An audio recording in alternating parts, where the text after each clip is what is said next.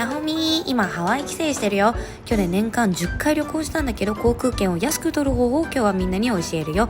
まず航空券を検索するときはブラウザをプライベートモードに設定する。こいつ航空券探してるなって AI が察知して値段を上げることがあるから、プライベートモードにして検索するとそれを防げるよ。その2、航空券を買うのは火曜日か水曜日にする。なぜかというと、火曜日と水曜日は航空券が一番安く買える曜日だからです。その3、行く曜日と帰りの曜日を気をつける。週末は当然高くなるから、時間に余裕のある人は出発と帰国の日付を週末特に頻度を避けると安くなるよ。最後にマイルで取る。旅行好きな人は今すぐマイルに強いクレカを申請しよう。今回のハワイはマイルで取ってるから航空券なんと$12でした。私はアメックスが一番ポイントをマイルにするときお得だからアメックスがおすすめ。ちなみにこれは PR じゃなくてガチの愛用品です。